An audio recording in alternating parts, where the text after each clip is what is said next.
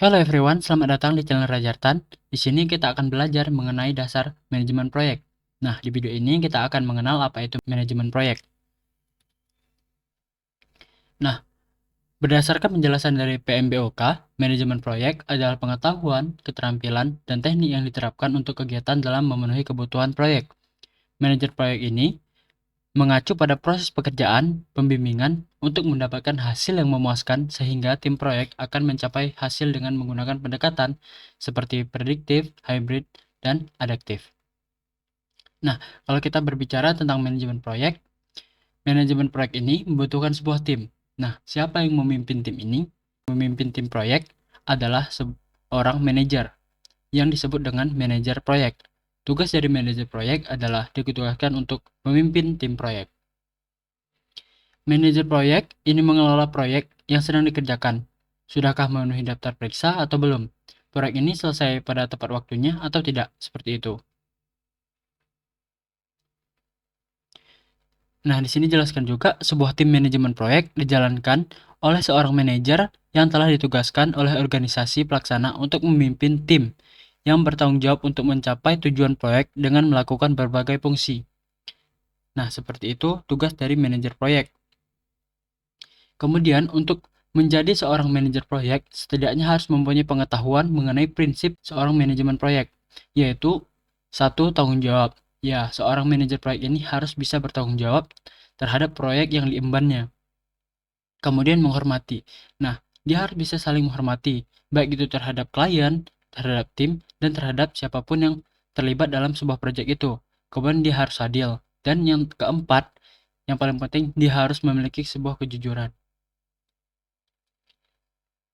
Nah, tadi kan sudah belajar mengenai pengertian dari manajemen proyek sendiri. Nah, di sini kita akan membahas mengenai peran dari manajer proyek.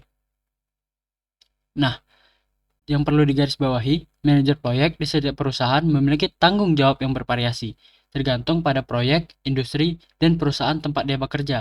Jadi, dia itu perannya itu berbeda-beda ya, tergantung dari tempat proyek dia, tempat kerja dia, dan ataupun industri yang dia jalani. Nah, kemudian berikut adalah peran teknik seorang manajer proyek. Nah, yang pertama ini perencanaan. Perencanaan ini bagaimana? Yaitu mendeklarasikan proyek yang akan dikerjakan, mengatur budget, jadwal anggota tim yang akan bekerja bersama Anda. Kemudian, yang mendukung hal-hal lain. Nah, yang kedua ini pengorganisasian, yaitu mengelola proyek atau tugas sebagai tanggung jawab bersama anggota tim dan mengkomunikasikan hal yang penting kepada tim atau stakeholder yang lebih besar. Stakeholder ini adalah pemangku jabatan. Nah, setelah dia membuat perencanaan dan pengorganisasian, kemudian baru dia membuat pembuatan rencana proyek. Membuat rencana proyek dapat mengatur langkah proyek terhadap tetap pada jalurnya dan membuat semua orang tetap konsisten pada hal yang sedang dia kerjakan. Nah, jadi seorang manajer proyek ini dia harus memastikan bahwa semua orang atau sebuah tim itu tetap konsisten pada hal yang sedang dikerjakannya. Kemudian yang keempat adalah langsung kepada pengelolaan proyek. Bagian ini merupakan eksekusi dari ketiga tahap sebelumnya. Jadi kan udah dibuat perencanaan, udah dibuat pengorganisasian, kemudian pembuatan rencana proyek. Lalu setelah itu apa? Setelah itu adalah mengelola proyek. Mengelola proyek dilakukan untuk mengetahui perkembangan proyek dari awal hingga akhir nanti. Seperti itu. Kemudian yang terakhir ini yang penting juga, yaitu penganggaran dan pengendalian biaya. Menjadi seorang manajer proyek juga harus mampu mengelola anggaran dan mengendalikan biaya sebagai tanggung jawab bersama yang harus dipahami oleh manajer proyek. Hal tersebut agar proyek tetap pada jalurnya dan sesuai anggaran. Nah, di bawah ini ada fakta menarik nih buat teman-teman. Project Management Institute atau yang disingkat dengan PMI mengungkapkan bahwa organisasi di seluruh dunia akan membutuhkan 87,7 juta orang dengan peran fokus terhadap manajemen proyek pada tahun 2027. Nah, berikut negara-negaranya, yaitu Tiongkok, India, Amerika, Jepang, Jerman, Australia, dan masih banyak lagi. Dan tidak menutup kemungkinan Indonesia juga ada di antara negara-negara tersebut. Nah, menarik sekali bukan? Nah, slide selanjutnya. Nah, kita akan belajar mengenai nilai seorang manajer proyek. Sebelum memberikan nilai bagi sebuah tim atau perusahaan, tentunya seorang manajer proyek perlu mengetahui seberapa penting dirinya untuk proyek tersebut. Seorang manajer proyek memberikan nilai pada tim dan organisasi dengan mencakup prioritas, delegasi, dan komunikasi. Nah, manajer proyek dapat menambah nilai pada tim dan organisasi mereka melalui tugas yang diprioritaskan untuk menyelesaikan suatu proyek. Ini merupakan penjelasan 4 kuadran, nih, 4 kuadran dari matriks Eisenhower, yaitu cara mengatur tugas berdasarkan urgensi dan kepentingan, sehingga Anda dapat secara efektif memprioritaskan pekerjaan yang paling efektif. Yang pertama ini, do, yaitu kerjakan. Nah, di sini tugas dengan deadline dan penuh konsekuensi. Artinya di sini adalah pada kuadran 1 ini, Anda menyimpan tugas yang sangat penting untuk dilakukan atau sedang dikerjakan. Ini harus sekarang dikerjakannya ya. Kemudian, yang kedua itu, dia schedule atau jadwalkan. Nah, pada kuadran ini, tugas tidak terlalu mendesak, tetapi perlu dikerjakan, seperti itu. Kemudian, yang ketiga ini adalah mendelegasikannya. Ini mendesak, tapi tidak penting, sehingga diberikan kepada tim. Tidak terlalu penting ya. Nah, yang ketiga ini, Anda menempatkan tugas pada kuadran ini. Artinya, tugas tersebut mendesak tetapi tidak penting. Tugas-tugas tersebut dapat Anda delegasikan kepada anggota tim yang lain.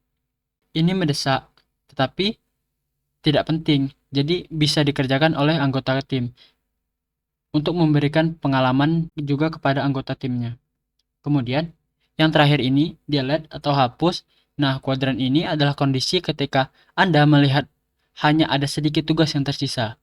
Artinya, tugas yang tidak mendesak untuk dikerjakan dan tidak terlalu penting berada di sini. Seperti itu.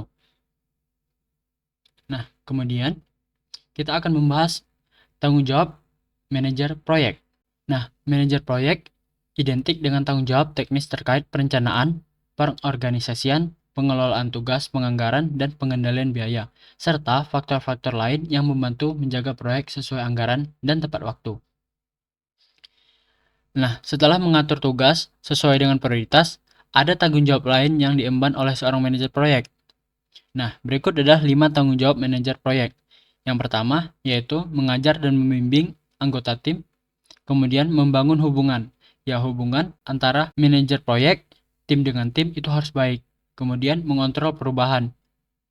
Ya, kan kita seorang manajer, jadi kita anggap aja kita itu memegang sebuah daftar list. Nah, ketika tim sudah mengerjakan apa yang sudah direncanakan tadi bersama anggota tim, kita tinggal centang aja. Jadi kita yang mengontrol perubahannya. Kalaupun ada perubahan dari yang direncanakan, nah itu adalah tugas dari seorang manajer proyek. Yang keempat adalah memberdayakan tim. Kemudian 5, mengkomunikasikan status proyek dan kekhawatirannya. Nah, manajer proyek ini harus pandai berkomunikasi, serta dia harus memberitahu apabila terjadi sesuatu hal yang mungkin terjadi pada saat pengerjaan proyek, yaitu kekhawatiran dia. Nah, kemudian di sini kita akan belajar mengenai kerjasama lintas fungsi. Manajer proyek tidak bisa bekerja sendiri. Manajer proyek membutuhkan sebuah tim untuk bekerja sama, membutuhkan stakeholder untuk menentukan proyek dan pihak-pihak pendukung lainnya. Nah, coba Anda bayangin, Anda itu ingin menuju sebuah pulau dengan sebuah kapal, sementara Anda di sini seorang manajer proyek kan? Anggap aja manajer proyek itu adalah sebuah nakodanya. Bayangin, untuk menuju sebuah pulau itu, Anda mengalami ombak yang sangat besar. Tentunya, Anda harus memiliki keahlian untuk melewati ombak tersebut. Bayangin aja, di dalam kapal itu cuma Anda yang mengerti bagaimana cara kerja kapal ini. Tentunya akan sulit, bukan? Nah, maka itu Anda memerlukan sebuah tim yang juga mengerti mengenai fungsi-fungsi dari kapal tersebut. Atau dia bisa mengerjakan proyek yang Anda sedang bangun seperti itu. Nah, berikut adalah cara-cara agar sukses mengatur tim lintas fungsi dengan efektif. Nah, kan sebuah tim itu pengerjaannya beda-beda. Jadi, kita harus ada cara-cara sukses nih untuk mengaturnya. Yang pertama, kita harus perjelas tujuan. Yang kedua, rekrut anggota tim dengan keterampilan yang tepat. Ya, misal Anda membangun sebuah rumah, kan nggak mungkin Anda merekrut teknisi dari bengkel kereta seperti itu, atau bengkel motor seperti itu. Kan tidak mungkin ya. Kemudian kita harus mengukur kemampuan dari anggota tim ini. Kemudian yang keempat, kita harus kenali upaya. Kayak kita tahu usaha dia, jadi kita harus hargai. Kita berterima kasih seperti itu. Jadi, dia itu akan semangat kerjanya. Nah, yang terakhir yaitu kompetensi utama manajer proyek. Menjadi seorang manajer proyek itu harus memiliki kompetensi. Nah, manajer proyek harus memiliki kompetensi. Kompetensi juga menjadi hal utama yang perlu diperhatikan.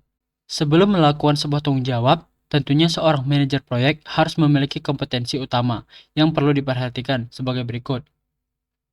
Yang pertama tuh, seorang manajer proyek itu harus bisa mengambil keputusan. Kemudian, lagi-lagi, dia harus bisa komunikasi yang baik. Baik itu antara klien, anggota tim, dan antara tim dengan tim.